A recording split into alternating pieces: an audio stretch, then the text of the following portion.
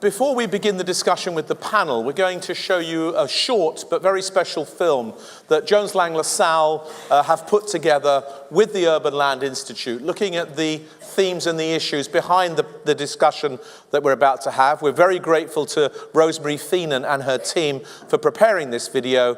Let's show the film.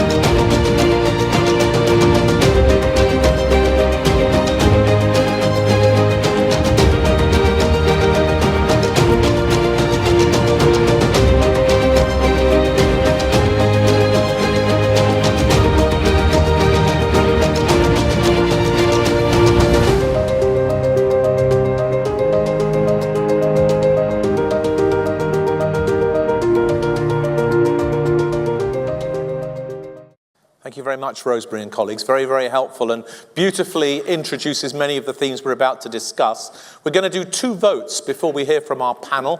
Please get out your mobile phones, your smartphones, and could we have the next voting question, please?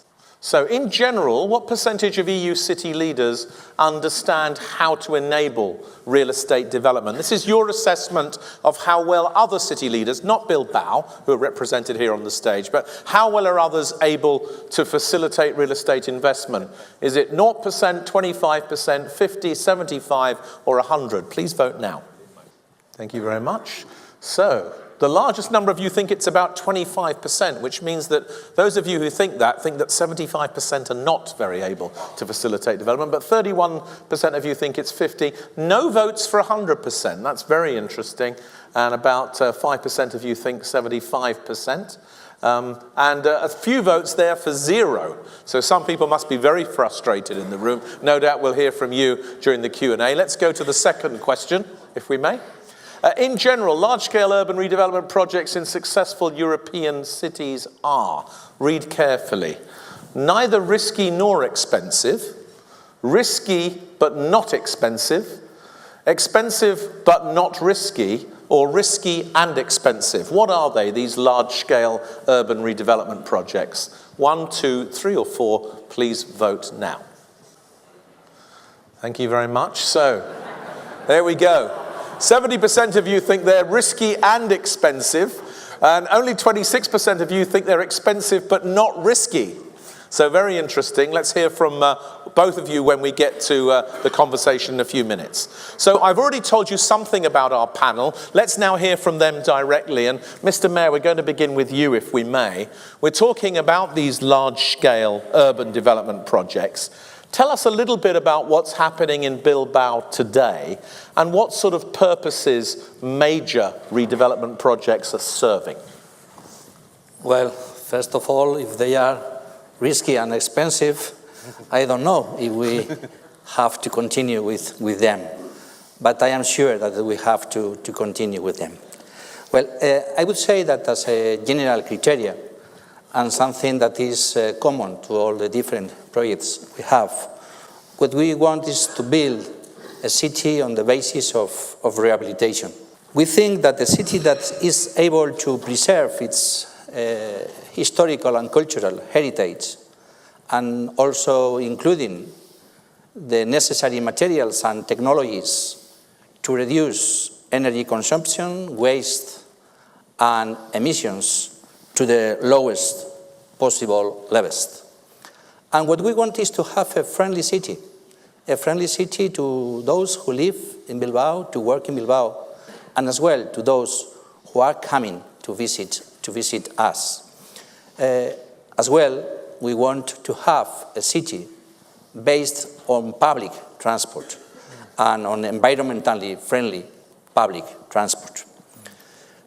If I would have to give you specific examples, if we look to the economic development, the main project we have nowadays in Bilbao is the next regeneration of a new area, of an area of more than 800,000 square meters that we call Zorrozaurre, in which we are going to have mixed uses of economy, for the economy activity and for the housing as well, with more than 5,000 houses in this area. But it's the place in which we are going to develop our new economy, in which we are going to have an urban technological park, and in which we are going to develop the digital economy, the startups, and the economy joined to the, or linked to the knowledge and talent. It's going to be the island of knowledge and talent. If we have focus on the connectivity, we have the port, one of the main ports of Spain. We have the airport as well, with more than 40 direct connection with the main European cities, and that connects us with the world. But the main project in this area should be the arrival of the high-speed train that is going to allow us to recover 90,000 square meters space, because we are going to underground the station and the track. And with this, we are going to improve our connection with Paris and with Madrid, and we are going as well to be able to have not only an urban project, but as well an economic and a social project, because it's going to allow us to join or to eliminate the barrier between the main part of the city, the central part of the city, and one of the least developed neighborhoods we have in Bilbao. With this project, we are joining both neighborhoods, and we're going to be able as well to get green spaces for citizens. And if we look to the environmental aspect, for us, sustainability is not only an obligation, it's as well an opportunity to give us competitive advantage. Nowadays, as you know, there are cities that are working hard towards becoming green cities to attract investment and talent, and as well high added and sustainable tourism, and as a commitment with the future generations as well. In this area, I should mention two different projects. One of them is the recovery of our river. The first aim we had achieved it yet. It was the cleaning of the river that some years ago was an industrial sewer. And now we want the river to become the backbone of the city.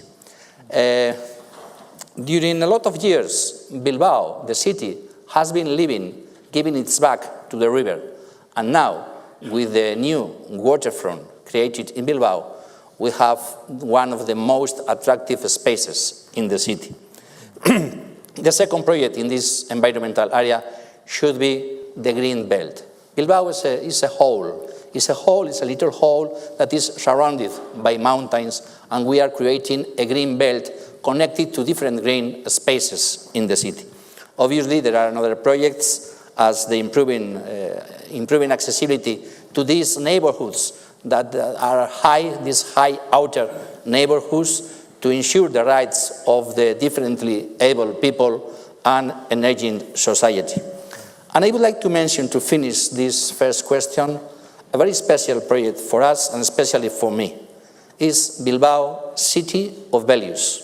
We are working because we want a few years, looking to the future, Bilbao to be recognized not only because it's urban development, it's economic development, because of being a city of values. We are working with different agents, with citizens, trying to share which should be the main values in which we should build the new future of Bilbao. Right, Mr. Mayor, thank you very much indeed. And you've described how these major projects in the city now are serving social purposes, environmental purposes, economic purposes, but also this idea of projecting Bilbao as a city that is open to the world and a city that is integrated itself. Now, Bilbao became very famous for the redevelopment of the Moderator and the creation, of course, of the Guggenheim Museum and the cultural quarter and all of that. What did you as a city learn from that experience that you're using in the big projects today? Well, the Guggenheim was the motor of this change. We have talked, it has been talking a lot about the Guggenheim effect. Now I would like to talk about the Bilbao effect, because it's more than the Guggenheim. For example, in the Guggenheim Museum, the investment was about 130 million euro. In the cleaning of the river, the investment has been more than 1,000 million euro. So Bilbao is more than only the Guggenheim. But for us, what we learn is that this kind of projects have to be city projects, cut-crossing projects, transversal projects, and with a long-term vision. We did the transformation of Bilbao. We have done it during the last 30 years from an industrial city to a service city. Now we are trying to do the next transformation from a service city to a knowledge city, to a city of knowledge, to the city of people in which knowledge is very important and the talent is very important. And the economic sustainability is very important for us with limited borrowing, just in specific cases. I would like to say you that nowadays in the Spanish state, Bilbao is the only capital without debt from 2011. And this is very important. The management, the public management is very important. And the third question I would like to mention is the importance of the highest consensus. Public-private partnership is very important and has been very important in this transformation on Bilbao. But not only a public-private partnership, as well collaboration among different administrations. And sometimes this is quite more difficult, but we have to learn that if we are able to collaborate, the results we are going to achieve are better. Mr. Mayor, thank you very much. There's an awful lot in what you say about investing in public assets like rivers, investing at a high level and on an intergovernmental basis, the public-private partnership, and then you said achieving this very high consensus. Hopefully we'll come back to some of that in a minute, and we thank you very much and congratulations again for this award. Philipp, I'm going to come to you, if I may, and ask you to reflect on the situation in Berlin. What are the major urban development projects in Berlin today, and what purpose are they serving? Berlin currently is an interesting situation. We are growing like crazy at a rate of net roughly 40 to 60,000 inhabitants per year. And that would mean we would require in residential capacity alone about 20 to 25,000 flats per year. And we are currently not even building half of that. So we are finding ourselves in a situation where we run into a crunch. And that's also true for commercial and also industrial. So there's a good number of projects going on in the city currently, most notable the Heidestraße, Europa City, but it's just 40 hectares, it's not that big, so roughly 750,000 square meters net. Then we have a few, then of course beautiful developments like around Humboldthafen. We have my own project coming up, of course, which is amongst the largest in the city with roughly 500 hectares. and a good number of other stuff. At the same time, and that's much more exciting, we're working on a high-rise master plan. So there are about 19 high-rise developments in the planning currently. And the most exciting of those, I think, will be around, personally, I think around Alexanderplatz, so the very heart of the city. And that's been neglected for the last 2 decades. But more interesting is what's currently not happening in the city. So we had one large residential project at the fringes, Elizabeth Hour, so roughly 70 hectare. It was scrapped by this government. Tempelhof, another 400 hectare inner city location, was scrapped by the population, by a public vote, actually, so nothing's going to happen there. And stuff like that. So on the one hand, we are growing like hell. At the same time, we have loads of roadblocks, and that's, of course, a very difficult situation. Thank you, Philipp. That's very interesting, because when Regula Lucia was here earlier and I asked her the question, does Berlin have appetite for its own growth? She said yes, but you've given us 2 examples of projects that have been scrapped. We might come back to that in the discussion. Now, you're about to assume responsibility for probably the biggest project in Berlin, which is going to be the redevelopment of Tegel Airport. You might give us an update on when that's going to happen, but more importantly, Philipp, what are you going to do when you take charge of that huge site? The when is a bit tricky. It's a moving goal. I mean, yeah, never mind. When I took over in 2012, I was just a few months away from taking over those 5 square kilometers of ground. And now we are here sitting in 18, and there's still no end in sight. So the problematic for those who are not familiar with the project, we have to wait for the new airport to open, the BER, before I can take hold of the premises at Tegel, because we can't close the old one before the new one's open, of course. So that's a never-ending story, and it's just been postponed to October 20, with a certain level of confidence or not. So I simply don't know. So just to be clear for a minute, so you thought you were taking control of this airport sometime in 2012-13. Now you know it's going to be 2020. So what are you doing for these 7 years? Having a good time. Sitting on stages with you, chatting about the appetite. Of course I've got appetite. So tell us what... I'm bloody hungry. Tell us what will happen then in 2020. So the city has taken a pretty brave decision back in 11-12, and that was to say we dedicate this area, which is huge inner city close location, about 10 minutes to Kurfürstendamm, 15 minutes to Angie, sort of the seat of the German government, and dedicated to the future of the city. And not the city of Berlin, but the city in general. So it's about future technologies, city technologies. About 200 hectares will be dedicated to research and industry and commercial, all around future technologies. And then we have a residential development of around 5,000 to 7,000 residential units, stuff like that. So it's rather large, the whole thing. The beauty of the delay. My planners are happy. I'm not, obviously, but my planners are happy because they were able to reiterate a lot on the planning. They had the opportunity to take the latest in technological developments and sort of not only build a place for smart city developments, but to create a smart city itself. In the beginning, sort of, we had such a little time frame that we thought, okay, we create a platform and let others do the work, and now we are doing the work ourselves.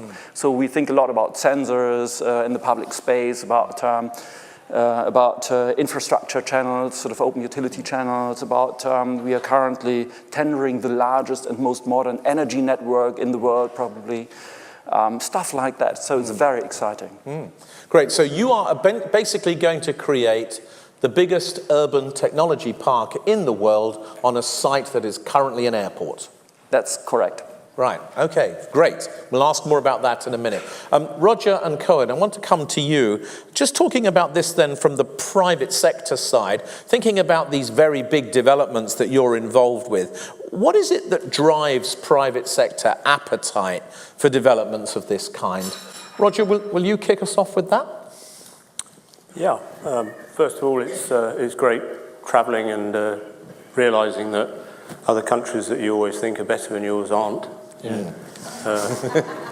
It's just nice to know the frustrations you have, and everyone post-rationalizes. So, but mature democracies are always going to have challenges like that, and long may they last. And the very simple answer, Greg, is because we think there are decent returns commensurate with the risk in these long-term projects, these very large projects. And although my instant reaction to the 30% of people that said big projects aren't risky is actually you ought to try one. But actually, my job is to try and make them not as risky as they could be, and to try and anticipate and prepare for the risks. So during the economic cycles, during the political surprises, the construction surprises, and all the things that you can imagine go on over a 10, 20, 30-year project, we try and manage those risks that we can anticipate and prepare for the risks that we can't anticipate to make sure that overall, and we do need pretty patient money behind us, that we can demonstrate that there is going to be a decent return, because fundamentally that's what it's all about. And you absolutely need patience, you need passion, and I think you can see that coming out here, and you need purpose, because without purpose, and we know all of the issues in society, some of which are getting worse, the whole issues of exclusion and affordability, and just delivering homes over people's heads is a purpose that we all need to come together to try and help resolve. But it's a wonderful privilege to be able to be involved in making new pieces of city. And yes, it is a responsibility. But we have to work in partnership with all of the political leaders, and we have to immerse ourselves in the locality of these projects to make sure that the partnership, the benefit, can actually be seen by the democratic surroundings that are going to make the decisions about whether these developments happen, and that takes time. That immersion and that understanding. But in London, there's some potentially crazy, worrying things happening in some isolated places. There's 32 boroughs in London. British Land is in half a dozen of those boroughs. If it gets too difficult in one borough for a few years, we go somewhere else. When I was involved in King's Cross, and there were some challenges there, and you will probably remember them. I always used to say it was fantastic to go to Birmingham and Manchester, where you were welcomed. You wanted to invest in their cities, and you didn't quite get the red carpet, but you kind of got the how could we help from the whole of the city authorities. And we, as a real estate industry, need to constantly remind and work very hard that we are the people that can produce these wider benefits. We do very badly at articulating them. So sorry, that's a long rambling answer, but no, it's a very clear answer actually, and you've said something about the consensus that the mayor was talking about and creating the license to operate. But you've also said something about how you manage risk over the long term, and I want to come back on that in a minute with you. But firstly, Coen, your reflection on this. Where does this appetite come from for investing in and participating in these long-term, very expensive, very risky, challenging projects? Well, I believe that we're really in a big shift in what is happening in cities. And the feeling we have is that cities are becoming way more political. And last week I was at the World Economic Forum in Davos, and somebody had an answer to why that is happening. And he said the whole social media has a huge effect on politicians. I would love to hear from the mayor of Bilbao if that's the case as well in Bilbao. But what you see is that cities are becoming more political, and for that reason we see much more interactions with populations, and so we get votes on Tempelhof. And what is lacking is a little bit of a master plan, what really needs to be done in that city. And I think that technology through social media has a negative effect on cities, but it also can have a positive effect on cities. My company started 10 years ago to make buildings sustainable. A couple of years ago, we opened up a building, The Edge, and that building was full of sensors, a little bit a mini version of your smart city of the future. And what we started to see is that you really measure everything that is going on in a building, then you see how big the problem is, because even one of the best buildings in the world did not behave the way we were expecting. And so it wasn't as sustainable, it wasn't as healthy, and it wasn't doing all the things that we were expecting. But having the data is a very small adjustment to then make sure that these filters that were placed in the wrong way, these sensors that were not the right sensors, and the sustainability where it turns out that some of the solar panels were outperforming and others were not working at all, then with data you can easily adjust that. And we really believe that if we go forward, that the cities will have the possibilities to use that data in a much better way. There is, however, one problem, and that is that we believe cities cannot do that by themselves. And the real issue is that cities do have the issue. I was talking yesterday to Mrs. Lucia, and she said, we have so many new projects, but we have a certain cap on what we can pay to new people. We need a lot of new people, but where do we find them? The big real estate industry is already harvesting the talent that is coming into the market, and it's so difficult for us to compete with that and to really have the capability to build a modern new city with a good plan and a good strategy and a good implementation. And all of us, we see that every day, and I think also in the votes that came out. So my answer to that is that we want to build a new company. We launched yesterday a company called Edge Technologies, and we want to standardize as much as possible what is happening in buildings. And we don't mean standardizing the design of buildings, because architecture will be different in every city and has to be different in every city. But the technology behind that, sustainability technology, the sensoring, the health issues that we can solve, we can do that much more based upon, let's say, a platform of buildings than individual buildings. And what we will see, I think, in the future, we're already seeing WeWork, for example, expanding everywhere in Europe and all over the world. And we think that also the product needs to be partly standardized, and we think that cities can learn a lot from those individual buildings and then spread that out and scale that over whole cities and have a plan to make sure that mobility is easier, housing is healthier and more sustainable, and therefore build a better future. Great, thank you very much. Just before I come back to Roger, let's take 2 votes in the room. So one of the statements that's been made is that working in cities has become more political. Who thinks on balance that's true in the current cycle? It's become more political. If you think it has, raise your hands. Okay, if you think it hasn't, raise your hands. Okay, it has won that vote. Coen was just talking about technology and standardization and using technology to make buildings smart, but also the inference is that technology helps to do major projects and makes them more feasible. If you think that's true, please raise your hands. Technology makes this easier. Okay, if you think that's not true, raise your hands. Wow, 100% of people think that's true. Roger, you've worked on some of the most award-winning major projects in Britain. Brindley Place, King's Cross, now working in Canada Water. You've done... No awards yet there. No awards? No.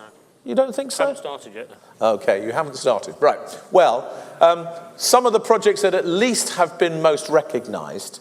How do you know when you're doing a project that takes 20, 30 years, what's going to be needed at the end? How do you ride that cycle of expectation and the changing needs and aspirations of a place? Well, first of all, it's great fun, and I use that word advisedly and thoughtfully. It is great fun immersing yourself, standing in, whether it's 17 acres in central Birmingham or 67 acres in King's Cross or 47 acres at Canada Water, and realizing that you have basically an opportunity, a palette, and on the first 2, and we will get to the point at Canada Water fairly soon, we have almost a completely free palette to plan something.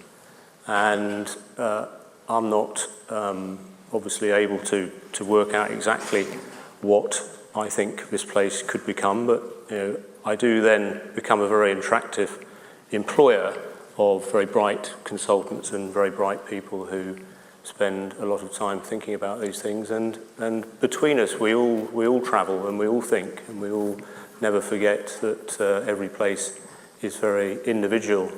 And so whilst we do love coming to Berlin and Paris and Amsterdam and the rest of the world and seeing great things, I think the most important thing about all of these projects is you do embed yourself in what is already there. And this concept that placemaking does jar with me a bit, because certainly everywhere I've been, there's already been a place, and we're evolving a place. We're certainly evolving a place, but starting from understanding what's there and what's good about it, and understanding to the best you can the changing things that are going on with work. And I have got really excited again about office buildings, which of course are now known as workplace buildings, not office buildings, probably for the first time in 10 or 15 years. Buildings at King's Cross were nice, buildings at Brindley Place I got excited at initially, but I think the way we all work, we have been talking about change for the past 20, 25 years maybe, but I think in the last 5 years, maybe the last 3 years, we have all changed the way we work more dramatically than any other point in our careers, and that is continuing to change. And the kinds of buildings and the kinds of places, when you couple that in with affordability and aging and health and well-being and social connections and accessibility, I think having 47 acres at Canada Water with 120 acres of green and blue space around, with policies that say you can build a new piece of city, is the most extraordinary opportunity I've ever had. In this changing environment, we're not just going to do office buildings and apartment buildings and shops. There's going to be workplaces, and there's going to be places to live, and there's places to shop and entertain. But I think it is the most exciting time in development. Yes, it's frustrating with social media. Yes, it's frustrating with politics. But I cannot think of a more exciting time when we are discussing how all of these things come together, how the symbiosis of young people working, perhaps working near to old people who are suffering from chronic loneliness, how young kids at school are being excluded from employment because they've never actually met anyone with a job, and socially connecting those people, which we can do with technology and we can with creating a new piece of city, I think is the most exciting thing I've ever come across in the long period of my time in industry. Great, thank you very much. So lots of thoughts in there about those long-term major projects. Now, Coen, your company has specialized slightly in individual buildings or in smaller projects that infill in spaces in existing developments, unlike Roger that's done a lot of work in these very big templates. So what is it that you've learned from doing that? What's the secret to making it work at this smaller scale where you're participating in developments where maybe others have already shaped the place? I think that we learned that it's so much easier than we all were thinking. We started 10 years ago doing sustainability when I had a random meeting with Al Gore, and he said, you have to make sustainable buildings because 40% of carbon emissions are coming from buildings. And we just called Arab, an engineering company, and we said, hey, can you help us? And they said, sure. And then we went to university, and we went to Siemens and Schneider Electric, and they had all these capabilities ready for us, and they were just waiting for the sector to adopt. And also last week I heard a story about the new company of Elon Musk, the Boring Company, and he is now able to make tunnels, and he still has to prove it. It's all theoretical at the moment, but he seems to be able to drill a tunnel 5 times faster than any construction company was able to do so far. And one of the things that he's doing is he doesn't need people anymore to be under the ground and drill that tunnel. Where I was talking to an American construction CEO, and he was telling me they need 24 people because the unions doesn't allow them to do less people on that machine drilling that tunnel. And so there's a revolution coming towards us. And I think that revolution will hit real estate companies. I think it will hit investors. And it's a big I think, even an obligation for us now that we have the technology to make these cities much better, to do that. And it's not only an obligation, it's also really a great opportunity for all of us, because there will be so much work and taking that existing stock and reshaping those cities. And I think the only thing maybe missing at the moment is that there is in a lot of cities not really a master plan. There's not really a strategy. Where do we want to be 20 years from now, and what is it that we need to do? If we can drill cheaper and faster tunnels, can we then rethink mobility in the city? Can we think about driverless cars and what does it mean for the parking places in my buildings? And so the old problem that most of us face is that there's not a great cooperation between cities and individual real estate companies. And I think that one of the great things is not going to be how to use technology, that will solve itself, but how can we work together in setting a target and working together in getting there. And there's great examples in the world. In New York, there's a real estate board that actively works together. Now, Mr. de Blasio in New York wants to have a little bit more sustainability, and the board is not so convinced yet, but I think that will solve itself. But a city like Berlin doesn't really have that. They don't have this really intense interaction in setting a goal together and then moving towards that. And I think that if we can organize that, then there's a lot to be gained with little cost. Great, thank you very much indeed, Coen. So the challenge to have a common view between the real estate community and the city leadership, something that the mayor spoke about a few minutes ago. We're going to open up for questions, so if we could have the microphones back in the room, that would be good. I've got a few that have come through on the app, but is anybody waiting to talk? I'm going to just avoid inviting you again to start, Karen, in case there's anybody else who wants to come, but if not, you're second on my list. Anybody else waiting? Okay, so we've got, if you keep your hand up, sir, you'll get a microphone. Then we'll have Karen. Who else is waiting? Okay, good. Well, we'll start with you. Thank you. John Bruder from Dublin.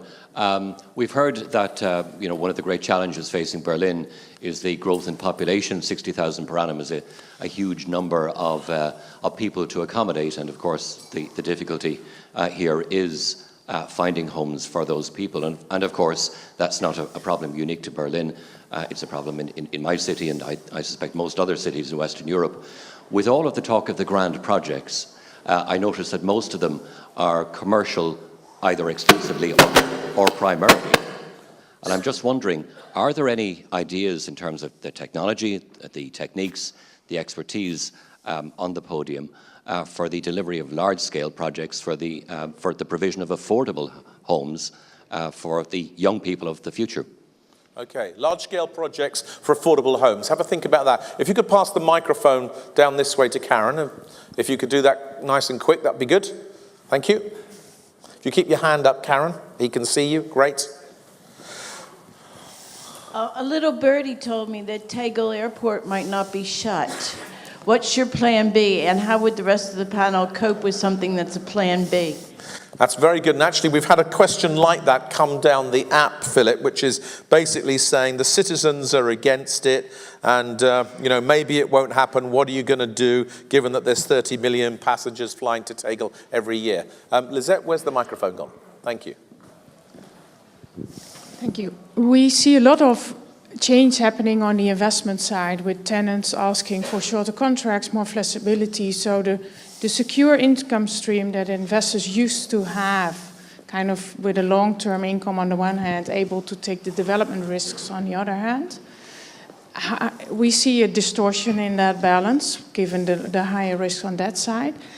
How can we speed up development? You're talking about more political risk on development side. Is that helping? How can we kind of bring that back in balance in having more technology or in innovations in the development process? Yeah, we've had a few questions about the sources of capital as well, and whether the appetite for this kind of development risk is changing. Are the people who are investing in the projects changing?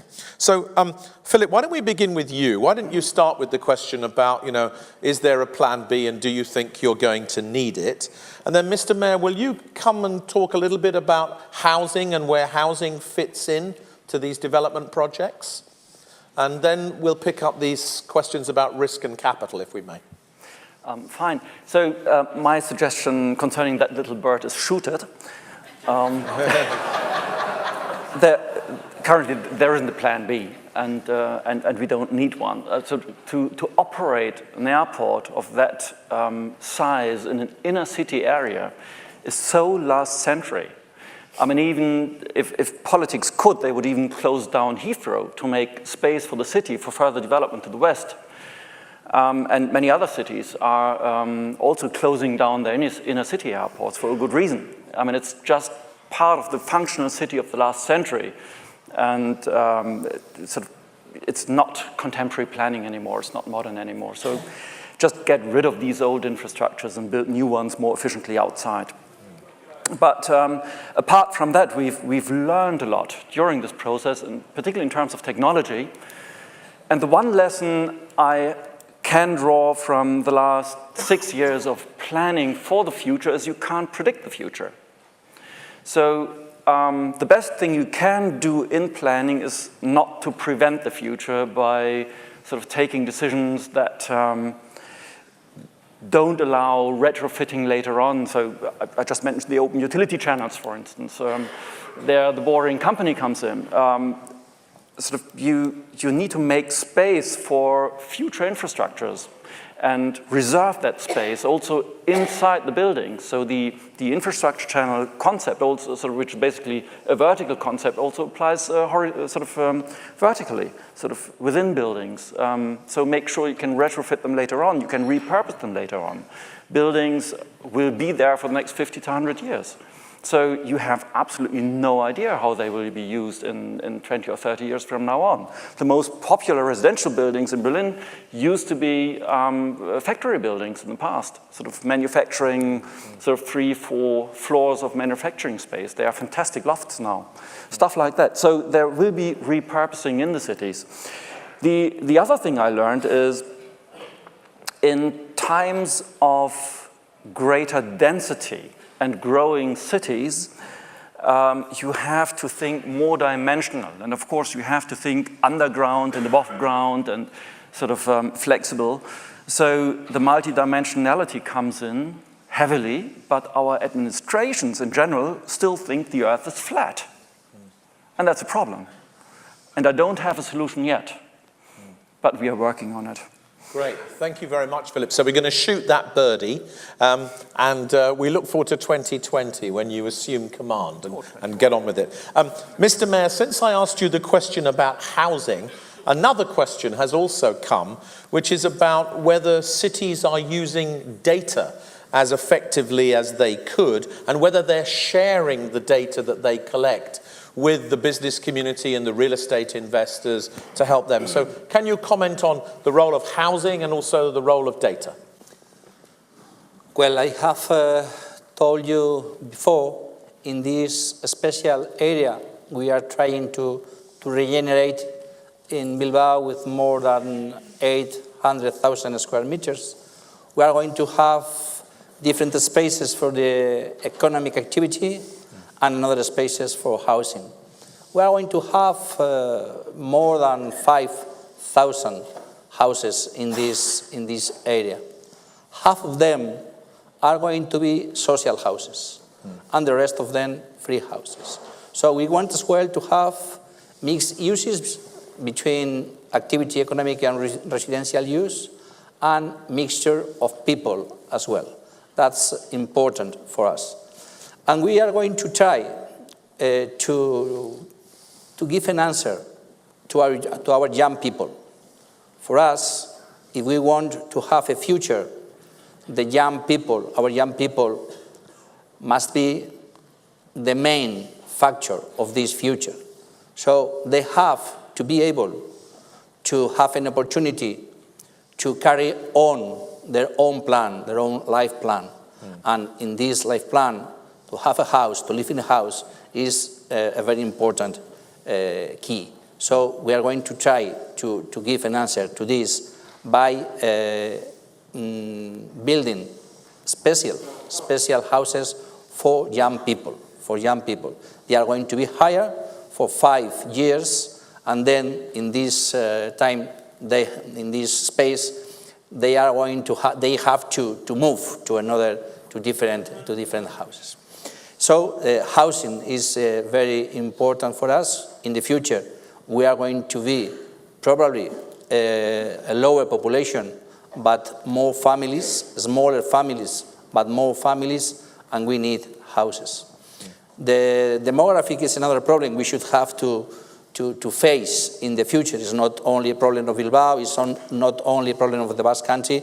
I think it is an issue of all Europe. And the data. We are working nowadays in a project that we call Bilbao Big Data, and we are trying to share it with all the community, because we want to have a great partnership between private and public collaboration, public and private partnership, and we want citizens and companies to be protagonists of this partnership. So we are trying nowadays to develop this project and to share it and to leave it open to all citizens. Thank you very much, Mr. Mayor. Very clear. Coen and Roger, there's a whole load of questions that have come in for you now, but let's start with Lizette's question about development risk and the appetite of capital and how you can mediate that risk. Coen, do you have some reflections on that? Well, I think the market is indeed changing fast, and what we see is that investors very much like to have this traditional 10-year lease and the stability of income coming. And I think that will continue for a long time. And at the same time, we see that tenants really want to be flexible. Not only the really small tenants, the startups, but also more and more companies can't really commit to a 10-year lease, and especially a real estate development and then a 10-year lease, which would give them like a 14-year horizon, is way too long.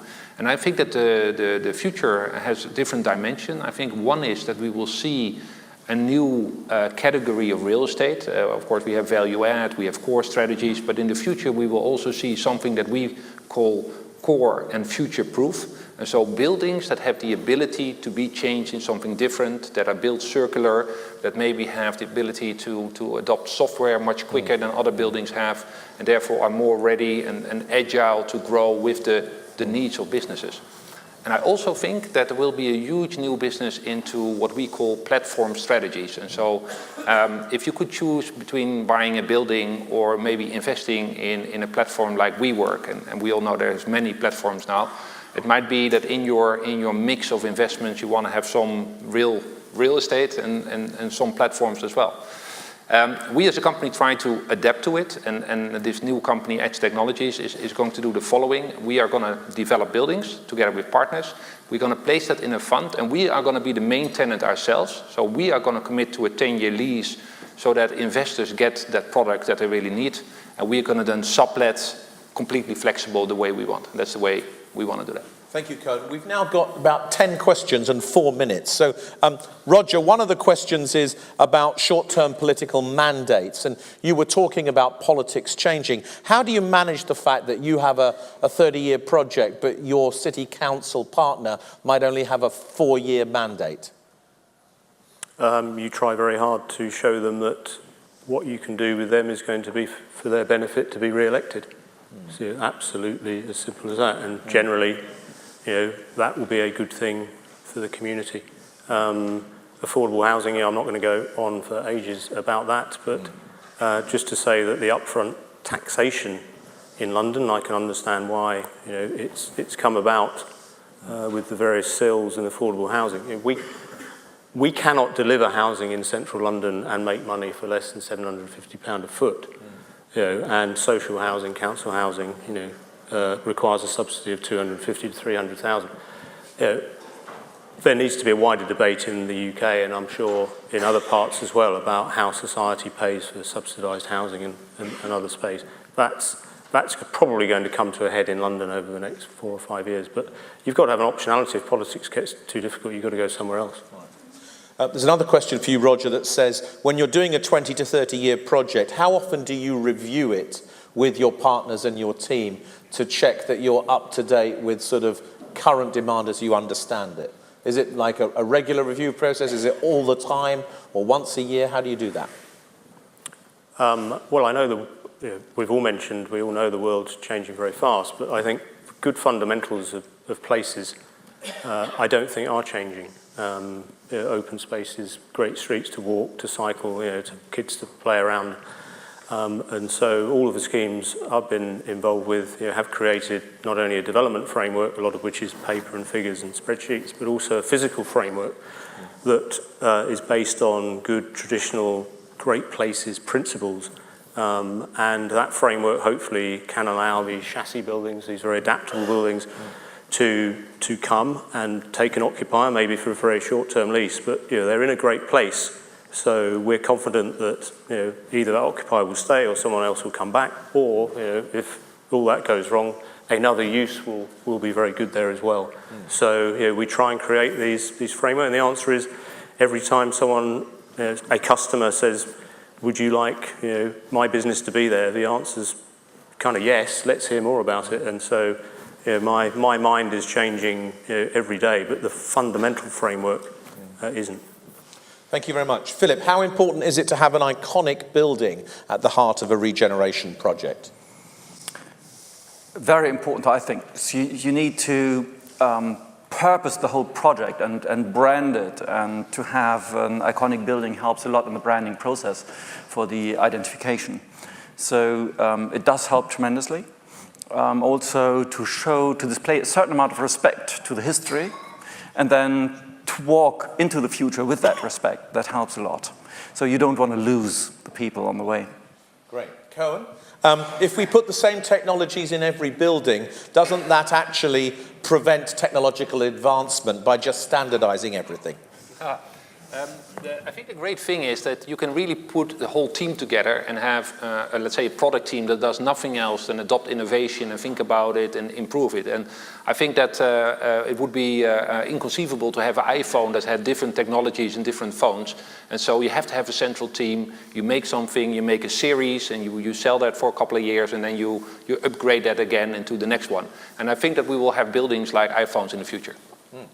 Great. Mr. Mayor, they said, how do you finance the major redevelopment in Bilbao? We heard that you use public land and you put it together, different kinds of public land from different sources. Is that correct? Well, I have told you before, we have a good public management, I would say. For the last 8 years, Bilbao, the Council of Bilbao, has been considered by the Transparency International the most transparent council of Spain during these last 8 years. So this is very important for us, and we have no debt. This means that nowadays, I don't say this very loudly, but during this, we have the money we need to face the issues we have. And this is very important for us. This is very important for us, and this is very important for the citizens. We have, in these new spaces I have told you about, public land as well, and we are not going to build by our own this public land. We are going to use them for financing and other projects as well, obviously. Great, thank you very much indeed. Gentlemen, we've come to the end of our allowed time. In fact, we're a little bit over, but I'm going to ask them for a vote and then you for a one-word comment on it. So at the beginning, most people said that they thought that cities don't really understand real estate very well, and yet we all think real estate is a driver of city success, not just a consequence of it. This is Rosemary's question. So how many of you are confident that we can make this relationship work? How many people in the room think we can get cities and the real estate community to work together better? If you are confident, please raise your hands. Okay. If you're not confident, please raise your hands. Okay, it's about 95 to 5%. One word, what's needed to make it work? It's only one word. Collaboration. More pain. Dialogue. Partnership. Partnership. Okay, ladies and gentlemen, please join me in thanking Juan-Marie Aburto, Philipp Bouteiller, Roger Madelin and Coen van Oostrom. Thank you very much.